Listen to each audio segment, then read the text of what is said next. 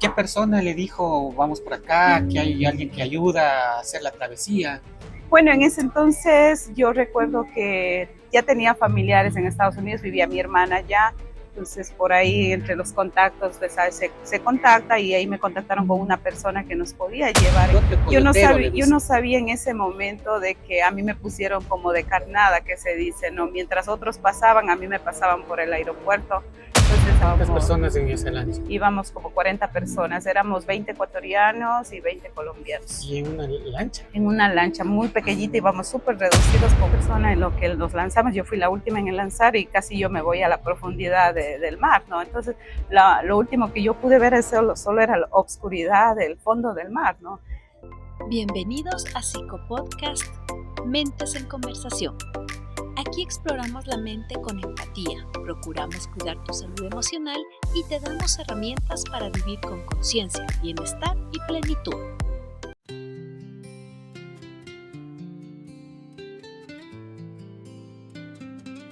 Bienvenidos a este espacio donde las historias de vida se convierten en aprendizajes. Soy psicóloga y escritora. Hace muchos años crucé una frontera siendo muy joven, con miedo, pero también con sueños.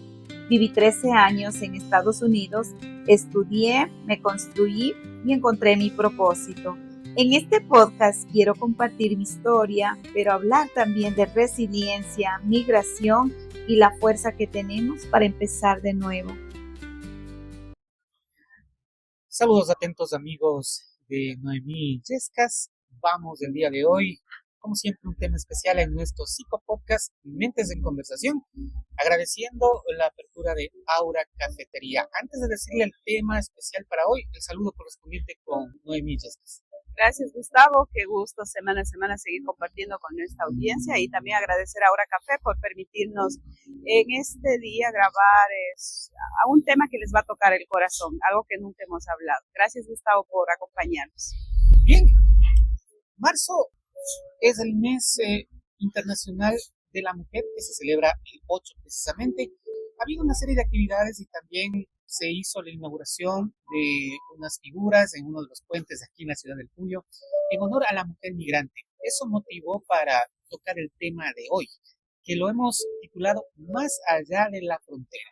¿Y por qué hemos escogido este tema? Porque justamente nuestra psicóloga y escritora tiene esa experiencia de haber ido como migrante, vivir todo el proceso que es bastante difícil, ya nos va a contar su historia, porque precisamente creemos que vale la pena que ustedes puedan conocerla. Así es que empecemos por el principio. Noemí, cuénteme cuál fue la motivación y la edad en que usted emigró de este país. Bueno, Gustavo, creo que a veces, como digo, voy a empezar aparte de más allá, como digo, de una psicóloga, de una escritora, está también el ser humano, ¿no? De quién es Noemí, ¿no? Lo que me motivó realmente en el 2006 fue la situación difícil, ¿no? En ese tiempo yo vivía en Cuenca, todos conocemos esa ciudad muy bonita, falta de oportunidades, en ese tiempo yo trabajaba en el día y en la noche estudiaba. Mi sueño más grande en ese momento era que quería ser eh, conductora de un programa de televisión. Ese era mi sueño que perseguía en ese entonces, ¿no? Pero duré un año y medio pagando mi carrera, mi profesión en una universidad privada, pero ya llegó un momento donde ya no pude seguir más adelante, ¿no? Entonces es ahí donde yo dije, esto ya no es para mí, porque ya no me alcanzaba, ¿no? A veces habían momentos donde lo único que tenía que guardar el dinero es para cubrir, porque recuerde que en una universidad privada hay que pagar mes a mes, o sea, y era costosa. En ese tiempo creo que pagábamos como $120, entonces para mí, y un sueldo que no era renumerado $200, aparte de eso estaba la renta, la comida, los buses, entonces fue bien difícil, Gustavo. Entonces ahí es donde Noemí toma la decisión de irse para Estados Unidos, pero no fue como todos pensaron. De pronto tomé un avión, me obtuve una visa y me fui. No fue una situación como todo inmigrante lo hacía en ese entonces. Permítame consultarle, pero ¿qué persona le dijo, vamos por acá, que hay alguien que ayuda a hacer la travesía? Bueno, en ese entonces yo recuerdo que ya tenía familiares en Estados Unidos, vivía mi hermana allá, entonces por ahí entre los contactos pues, se contacta y ahí me contactaron con una persona que nos podía llevar en ese trayecto, ¿no? Pero cuando uno va a hablar con esas personas, ellos le dicen, bueno, va a ser un viaje por avión, hay que hacer esto, le pintan, como dice el cuadro, de muchos colores, es otro panorama, pero cuando uno ya empieza a palpar la realidad, es otra situación, Gustavo. Y seguramente tuvo que pagar un valor por adelantado. Un valor adelantado se pagaba en dos partes, perdón, la mitad en Ecuador y la mitad cuando estuviéramos en Los Ángeles, ¿no? ¿Podemos conocer la cifra? Yo creo que fue como $14,000 en ese entonces, en el 2006. 7,000. 7,000 a la entrada y 7,000 cuando estuviéramos en Los Ángeles, ¿no? Entonces, yo digo, en ese momento cuando uno está desesperado, cuando no hay dinero, de pronto hay tantas dificultades, sobre todo yo vengo de una familia de muy bajos recursos económicos, entonces es donde a uno le forza los sueños, yo creo, Gustavo, nos lleva a salir del país. Yo digo, todo inmigrante, toda persona que se va, todo padre de familia, señorito joven que se va, no es porque de pronto está pasando un momento crítico quizás en la familia, sino es la situación de lo que no se tiene para pagar de pronto una universidad, cubrir gastos o adquirir algo que uno quiere y no se puede realizar. Entonces se ve la necesidad de irse en ese entonces. Sin embargo, Noemí, contar con los $7,000 también es una cantidad representativa. Claro, en ese entonces yo creo que fue la que consiguió el dinero, fue mi hermana, entonces ahí es donde me hicieron llegar a Ecuador, ellos lo hicieron todo el trámite desde allá, entonces pagaron esa cantidad y ahí entonces un día, yo recuerdo que fue un día jueves que yo salí de Cuenca con destino a Quito, luego de Quito nos llevaron a Bogotá y todo íbamos en carro transitando, no fue que en una semana avanzamos, fue varios días, nos quedábamos 2-3 días en ciertos lugares y así avanzamos, llegamos hasta Colombia, ¿no? En auto inicialmente. En auto inicialmente.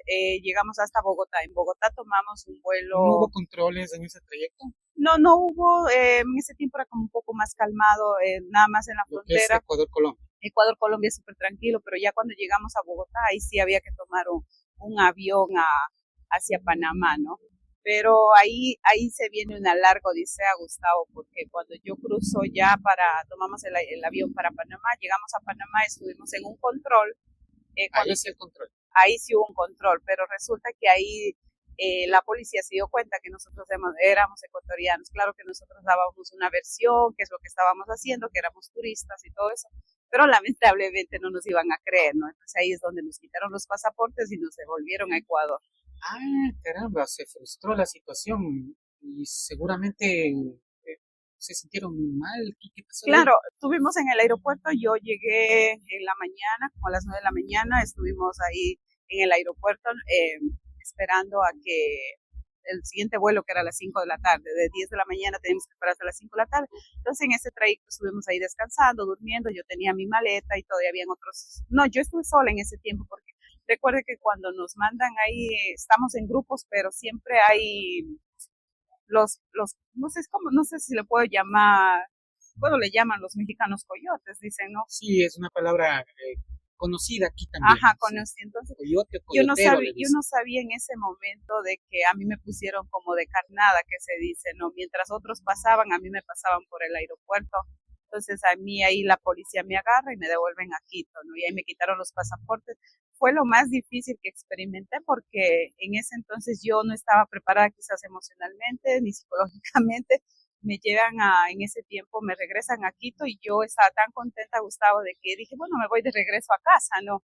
De pronto el dinero no está perdido, pero cuando llego a Quito me tomo la sorpresa de que al llegar a Quito me llevan a una cárcel, a una penitenciaría de mujer, creo que es. Sí, bueno, entendemos. Ya, me llevan ahí. Y detenida en todo caso. Detení ese caso, pero a uno lo llevan como un inmigrante, como un delincuente. Digo, yo no entendía la magnitud de qué es lo que estaba pasando en esa edad de 20 años, ¿no? Yo jamás en mi vida había estado en una cárcel de mujeres. O sea, fue caótico, difícil, porque yo iba entrando en la madrugada en ese ya. O sea, pero porque no podemos hacer tan largo este podcast, les estoy resumiendo, ¿no? Quizás en otra ocasión pueda contarles detalle a detalle, ¿no? Entonces iba llegando y las rejas de las puertas sonaban duras, y era una cárcel de hombres y mujeres, a un lado derecho los hombres y a la izquierda de mujeres. Entonces para mí esa fue una experiencia muy difícil que marcó mi vida, porque cuando yo ingresé, Entonces yo pensé en mi vida, o sea, solo he visto por series de telenovelas, ¿no? Que había visto que entrar en una cárcel, cómo es, pero al palpar uno la realidad propia, Gustavo, es otra situación, en realidad. Entonces iba llegando ahí. Pero se ven unas imágenes duras en las series, ¿es así o más? Bueno, en ese tiempo sí fue en Pichincha, si no estoy mal, son años, Gustavo, que ya no recuerdo exactamente, pero fue en Pichincha, donde nos levantaban a las 5 de la mañana, las que nos cuidaban y levantábamos las guardias, o sea, teníamos que baldear y todo eso. Entonces, en ese lapso de que yo conocí a las personas que estaban adentro, entonces había, podría decir, personas que habían asesinado a alguien, porque a mí me llevaron a una cárcel donde estaban de diferentes crímenes que habían cometido, ¿no? Algunas que estaban por delitos de droga, de narcotráfico y todo eso. Entonces yo no sabía, en ese momento dije, ¿en qué me metí? ¿No? Ahí fue la primera vez que mi familia no sabían que me había estado en Estados Unidos, nada más sabía mi hermana, entonces yo no sabía con quién contactarme. Me acuerdo que marcaba el teléfono a una tía para que me pudiera conseguir un abogado para salir, ¿no? Entonces, en ese entonces, mi tía, yo le marcaba a las 3 de la mañana y ella no me contestaba. Entonces, y a la final, cuando ella contesta el teléfono fue porque le deja un mensaje de voz. Antes habían esos teléfonos que se marcaban con rosca y se podía dejar el mensaje. Entonces yo le dejé un mensaje y mi tía recién ahí se había enterado que yo me estaba yendo a Estados Unidos. Entonces ahí, gracias a Dios, ella se contactó con la persona que me estaba llevando y todo. Entonces ahí pasé como 4 o 5 días detenida, ¿no? Claro, el abogado lo hizo todos sus trámites y todo, pero lo difícil que esos 4 días para mí fueron como una eternidad, Gustavo, porque no nos daban de comer una vez al día, una comida bien fea, teníamos que compartir las camas, no había colchones ni nada, sino era así como un cemento y ahí hace bastante frío, créame, en Quito. Entonces eso fue lo que me marcó durísimo, o sea, a mí emocionalmente me acabó, sinceramente.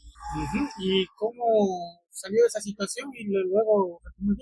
Claro, entonces de ahí mi tía creo que habló con esta persona, luego hicieron un trámite, me sacaron como a los 4 o 5 días, no recuerdo exactamente, pero de ahí me regresé yo a Cuenca. Después de eso, otra vez de Cuenca, yo no, o sea, ya tenía la deuda, ya no me podía quedar, ¿no? Entonces, de nuevo, otra vez yo decido tomar una segunda oportunidad, ¿no? Entonces, a los 2 días de estar en la ciudad de Cuenca, ya otra vez me embarqué otra vez en un autobús con destino otra vez Quito, Tulcán y hasta Colombia, Bogotá, y ahí viene la odisea más dura que yo no me había esperado, ¿no? Entonces, ahí llegamos a Bogotá, de ahí de Bogotá salimos en un avión a San Andrés, Colombia, no sé si has escuchado, un lugar muy bonito, muy lindo, y ahí nos tuvieron una semana, pero ahí apenas empezaba la odisea y el desafío, porque ahí sí, como ya no teníamos pasaportes ni documentos, y entonces ahí tuvimos que embarcarnos ya todo por el mar hasta llegar a Honduras. Entonces ahí empezó la odisea, porque a la semana que estuvimos en San Andrés nos empiezan a sacar como un día a las 7 de la noche, no sé si fue viernes o sábado, nos sacan por una embarcación, unas lanchas súper pequeñitas. Entonces ahí estábamos. ¿Cuántas personas en esa lancha? Íbamos como 40 personas, éramos 20 ecuatorianos y 20 colombianos. ¿Y en una lancha? En una lancha muy pequeñita, íbamos súper reducidos como sardinas. Entonces íbamos ahí en ese lapso, pero resulta que una vez, o sea, cuando es joven se siente emocionado, ya me voy a Estados Unidos, quizás voy a conseguir ese sueño, ¿no? Íbamos en la noche en el alta mar, cuando de pronto, porque hay control en el mar, recuerde también, entonces resulta que en medio mar serían como 2, 3 de la mañana, creo que la Guardia Costera había descubierto que estaba un barco ahí a bordo con personas, me imagino, no, lancha, perdón, pero en ese momento cuando nos empezó a seguir la Guardia Costera, esa lancha iba así encima adentro y nosotros íbamos, o sea, así como olas. Claro, habían olas y en lo que la lancha se iba correteando, nosotros también íbamos así de golpe entre las personas, ¿no? Entonces, en el medio camino nosotros todos gritábamos, asustados, unas llorando, otras tranquilas, relajadas, pero todos estábamos nerviosos, ¿no? Entonces, la opción que ellos tomaron fue porque ellos siempre se mantienen por contacto por una radio, ¿no? Entonces ahí es donde ellos se contactan con otra embarcación para que nos venga a llevar. Y en el medio mar, como a las 3:30 de la mañana, nos encuentra otra embarcación en medio alta mar y ahí tuvimos que lanzarnos a un barco un poquito más grande, ¿no? Un barco pesquero ya más grandecito. Pero ahí no era que tenían que pasarse suave, sino como caiga, o sea, lanzarse de la una a la otra y medio mar había que transitarse de un lado al otro. En la noche, Gustavo.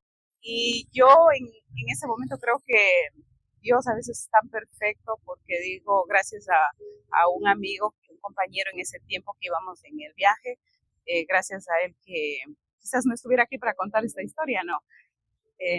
Esa persona en lo que nos lanzamos, yo fui la última en el lanzar y casi yo me voy a la profundidad del mar, ¿no? Entonces, lo último que yo pude ver solo era la obscuridad del fondo del mar, ¿no? Entonces, esta persona en lo que yo me lanzo, la embarcación ya arrancó porque pensó que todos ya nos habíamos lanzado a la otra embarcación. Entonces, yo me quedo la mitad del cuerpo, me quedo en el aire y la otra mitad en el bote, ¿no? Entonces ahí mi amigo, mi compañero me avanza, agarra del cabello y me devuelve para el frente. Pero si es que eso no hubiera pasado, yo creo que no estuviera aquí. Pero hacer eso implica también golpearse. Claro, golpearse, o sea, es muy, muy riesgoso. Digo, a veces las personas cuando no estamos conscientes, como le digo Gustavo, todos pensamos cuando nos pintan esa, de que sí, vamos, esa ilusión, y uno cuando es joven. ¿Cómo hizo con los moretones luego? Bueno, es que ahí no se siente, es sobrevivencia, Gustavo, hay que saber sobrevivir y seguir, y porque usted ya está con la deuda, nada más piensa en su cabeza de cuánta cantidad yo debo hacer. Tiene que aguantar. Tiene que aguantarse, hambre y todo. Entonces seguíamos navegando, claro, y llegamos en ese, no sé a dónde exactamente, son años, Gustavo, llegamos a un lugar donde nos dejaron abandonados, creo que como 4 días o 3 días pasamos en el mar.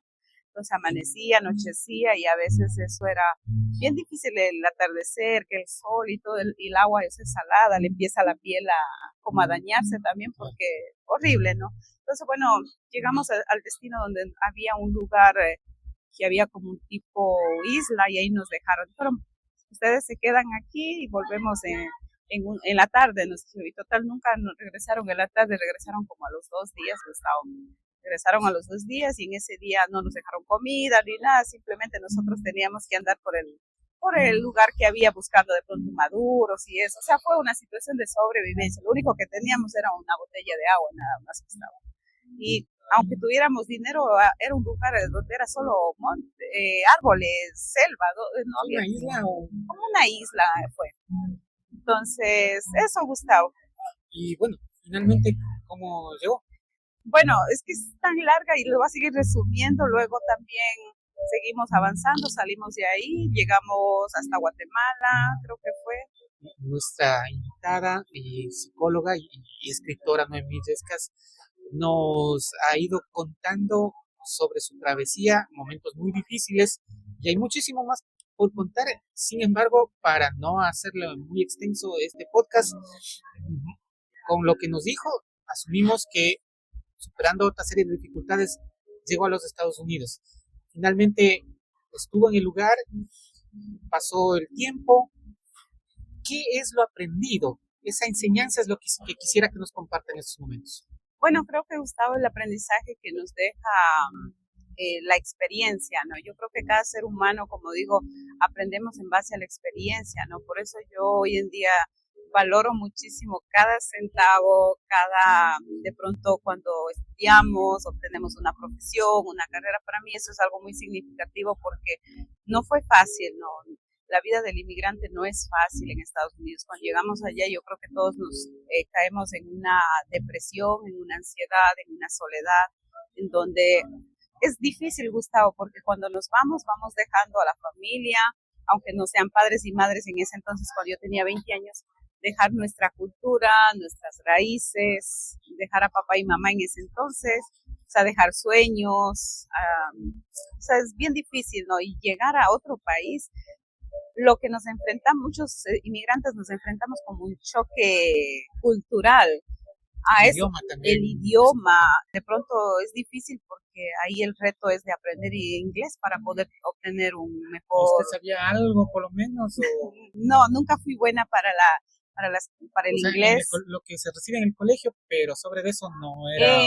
Yo recibí en ese tiempo el inglés, claro, en el colegio, pero realmente no era el inglés que nos enseñaban. O sea, sí Es quizás las bastante diferente. palabras, claro, pero la pronunciación era en otro Sí, es sentido. otro cantar, En así otro. es. Entonces ahí fue donde yo... En nuestros establecimientos es algo sumamente básico, ya estar en el lugar definitivamente es otra cosa. Hoy en día yo siento que han mejorado mucho por lo que ya hay, gracias a la tecnología, hay más Acceso, acceso, perdón, de personas que aprenden de pronto con personas nativas del inglés, ¿no? Entonces siento que ahora es un poco el inglés más avanzado, pero en ese entonces, o sea, era difícil, ¿no? Llegar allá, entonces era ponerse a estudiar el inglés para conseguir metas, sueños, entonces, pero el primer año es muy duro, Gustavo, bien difícil porque uno, imagínese, Gustavo, irse de un país y llegar cuando uno va por la frontera, cuando llega a ese país, o sea, no tiene una cama, no tiene una habitación, no tiene nada, o sea, simplemente llega puestita, ¿no? Entonces es difícil porque hay que dejar que los familiares nos ayuden. Ellos allá tienen los compatriotas de pronto de nuestro país tienen la costumbre en la familia de que cuando llega una persona nueva, nos ayudaban de pronto con dinero, con ropa, en los primeros meses, ¿no? Entonces, eso, y gracias a Dios a mí mi familia me ayudó porque tenía bastante familia que viven allá, entonces en ese sentido fue más fácil, pero sí fue bien difícil el primer año transitar todo eso y luego vino la soledad, la tristeza, había momentos donde yo ya decía, este año voy a trabajar y me regreso a Ecuador, pero lamentablemente uno dice eso desde el momento de dolor, de tristeza, de soledad, ¿no? Entonces, pero pasan los años, uno se acostumbra, se adapta, ¿no? Y usted sabe, el ser humano es adaptable, se adapta a la situación y ahí he estado, regresé como a los 13 años, pero cuando regreso a ver el antes de Noemí y qué aprendí de esto, ¿no? Entonces, ser perseverante, porque cuando uno persevera, yo creo que consigue los sueños, consigue las metas, ¿no? Y entonces, por eso yo siempre digo a los amigos migrantes que están en Estados Unidos, cuando van jóvenes, aprovechen, ¿no? Estudien una profesión, una carrera, porque es un país que gracias a Dios no es como nuestro país, nos permite a estudiar, hay cursos, hay tanta cosa que uno puede hacer allá, porque de pronto trabajamos y tenemos dinero y cuando no tenemos una familia, un hogar, se puede uno hacer eso, Gustavo. Bueno, y algo que quiero destacar de su experiencia, porque algo la conocemos ya de antemano, es que en esos momentos de calma, en esos momentos libres, que no son tan abundantes, pero sí existen, bueno, usted aprovechó para estudiar la carrera que ahora tiene y sobre todo escribió el libro El desafío de abril. Bueno, mi primer libro es Las cartas de un loco, ese nace en el 2018, ¿no? Entonces, pero nunca dejé escribir. Abril también tiene ciertas pautas de ese viaje migratorio, ¿no? Claro que no es mi historia en sí, que digamos, en su historia, ajá, exacto, o sea, no todo es mío, sino hay partecitas también que sí es mía, esta parte que conté de pronto aquí en la entrevista, sí es mi historia en esa parte, porque digo, yo no me avergüenzo, Gustavo, de contar quién es Noemí, ¿no? Porque detrás de esta psicóloga, de esta escritora, hay un ser humano, ¿no? Entonces, en esa partecita, en El desafío de abril, en la novela, una novela que tuvo también mucha acogida en Nueva York, sí cuento ciertos fragmentos de mi historia, pero el resto también son historias recopiladas de otros migrantes que nunca los volví a ver, porque cruzamos 40 personas, de los cuales al día de hoy me encantaría de pronto volver a reencontrarme con esa persona que me ayudó en el viaje, ¿no? Pero nunca tuve la oportunidad de volver a saber. Entonces, ojalá algún día lean mis libros. Bueno, en nuestra vida siempre aparecen seres que actúan como ángeles y veo que eso le ha pasado a Noemí Yescas. Preguntaba acerca de la profesión que logró estudiar estando de migrante. Sí, yo empecé mi carrera en el 2016. Me tomó, Gustavo, como 7 años, créame, estudiar porque no era fácil ser mamá, esposa y también, o sea, trabajar. Mi hijo estaba pequeñito en ese entonces fue difícil, pero yo aprovechaba el tiempo al máximo, ¿no? De pronto mis libros iba estudiando mientras me cruzaba de un estado a otro durante 40 minutos que atravesábamos el tren. Entonces ahí iba aprovechando leyendo los libros, porque en psicología recuerda que leer muchísimo, ¿no? Pero ¿por qué Noemí decide estudiar psicología? Yo vi la necesidad de estudiar esta profesión porque vi que muchas personas, sobre todo los migrantes, necesitaban ayuda, porque cuando están atravesando ese momento difícil, de pronto en mi caso no había quien me diga, no, todo va a estar bien, las cosas van a mejorar o puedes hacer esto, ¿no? Entonces luego sentí que se podía uno apoyar, ¿no? A las personas. Y eso es lo que hice mientras duraba mi profesión, mientras yo hacía mi carrera.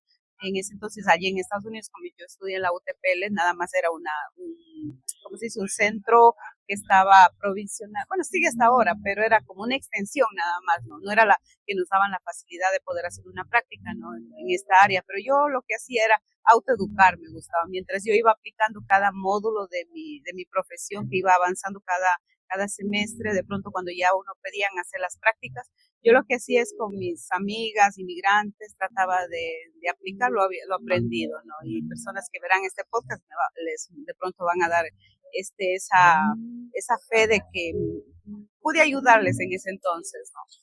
Comprendo, entonces usted estudiaba con la idea de ayudar a otras personas que pasaron por su misma situación y ya pudo aplicarle desde el principio porque tenía a la mano a las personas, pero ya con un conocimiento científico que se iba alimentando. Exacto, eso es, y luego ya cuando nacen mis libros, luego viene la novela y todos los libros que ha pasado, ¿no? Entonces ahí es donde nosotros, bueno, en mi caso empiezo a unirme con otras personas, muchos conocen que digo hasta ahora porque tengo comunicación con el Círculo de Mujeres Migrantes, un grupo de mujeres de diferentes países, estaban conformados por mujeres de México, Perú, Nicaragua, Puerto Rico, Santo Domingo, República Dominicana, Ecuador también. Entonces ahí es donde nosotros nos reuníamos todos los martes a contar nuestras historias, ¿no? Entonces era muy bonito y constructivo porque yo ahí podía aplicar con ellas lo que había aprendido de pronto. Entonces eso fue muy lindo, gratificante porque desde el primer instante creo que yo pude practicar mi profesión. Y hoy en día, gracias a Dios, digo, con ellas me he pedido contacto y son las que también me ayudan cuando ahora en Ecuador hemos hecho proyectos a través de la fundación que usted conoce, Gustavo Plumas y Esperanza. Ellas han sido a veces las patrocinadoras también que nos han ayudado. Quiero aprovechar esta conversación para consultarle también acerca de la psicología del migrante. ¿En qué consiste?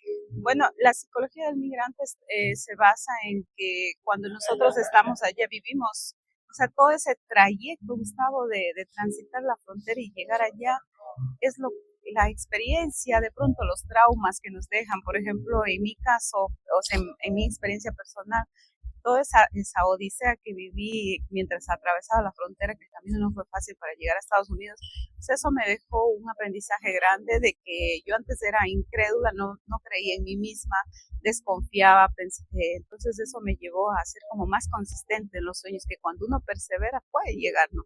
También entonces en este sentido, y cuando ya están allá es donde les llega esa ansiedad, esa soledad, y de pronto ahí es donde nosotros de pronto tenemos que ser fuertes, ser conscientes y decir todo va a estar bien. Pues ok, hoy es un mal día de pronto porque recuerde que en Estados Unidos hay diferentes estaciones, ¿no? De pronto en temporadas de invierno muchas personas pierden trabajos, se quedan sin trabajo meses, y de pronto esos hombres o mujeres tienen sus familiares en Ecuador, deudas que cubrir. Entonces es un momento difícil porque de pronto no es ese mismo lazo de unión como aquí en nuestros países, ¿no? Entonces es difícil también sobrevivir eso, ¿no? Entonces muchas personas entran en frustración, en ansiedad, más que todo en la ansiedad, Gustavo, porque yo misma puedo dar fe cuando regresé a Ecuador. Yo recuerdo que durante casi un año yo pasaba con mucho sueño, con mucha ansiedad y todo eso, pero era como que el cuerpo reclamaba esa energía de durante 13 años de haber estado sometida al trabajo, todos los días más de 12 horas.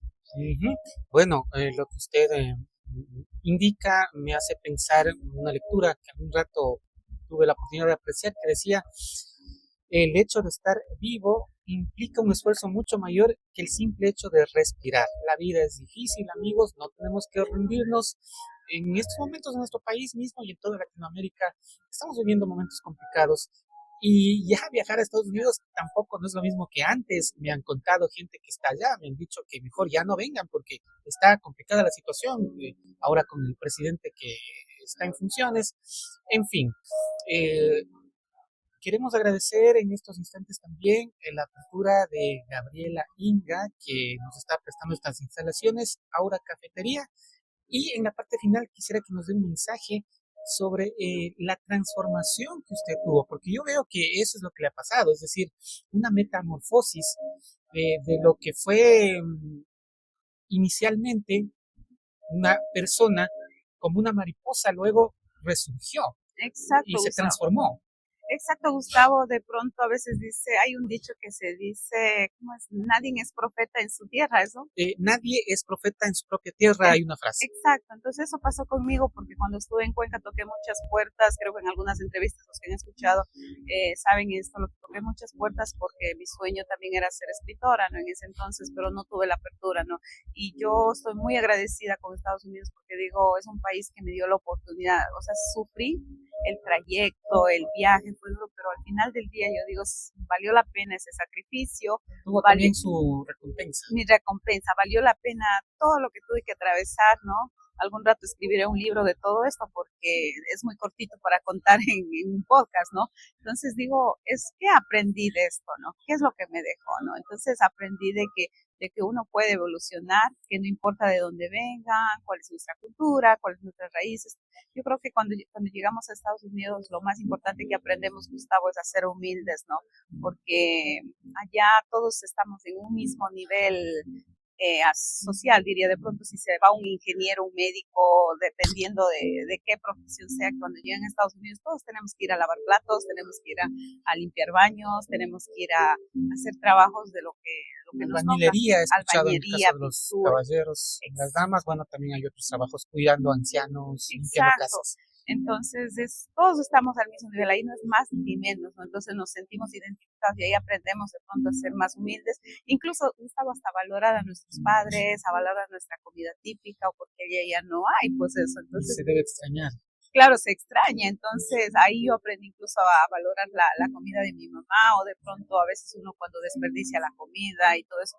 En ese sentido yo hoy en día digo, aquí en mi casa no me gusta en ese sentido desperdiciar las cosas, digo, porque me lleva a recordar en ese momento del viaje a Estados Unidos de que no había que comer, ¿no? Nada más una tortilla, frijoles y un bote de agua que nos daban. Entonces todo eso me lleva hoy en día a reflexionar que hay personas o sea, uno mismo cuando vive en carne propia, uno aprende la experiencia que nos dejó, ¿no? O sea, esa historia marca un antes y un después. Entonces, no me he aprendido mucho desde esa experiencia, ¿no? Finalmente, no quiero desaprovechar la oportunidad para preguntarle a alguien que en estos momentos esté con esa indecisión de irse o quedarse en nuestro país, ¿qué le diría? Bueno, alguien que se está queriendo ir en este momento, yo digo que no se vayan por la frontera, Gustavo. Hay oportunidades para aplicar una visa. Yo le juro, Gustavo, que si pudiera retroceder el tiempo, si bien es cierto, no me arrepiento de la historia que tuve, ¿no? Pero recuerde que no todos viven para contar esa historia como yo lo estoy haciendo, ¿no? Entonces, de pronto, el consejo más sano que yo les daría, intenten una visa, intenten ver si es que pueden ir, ¿no?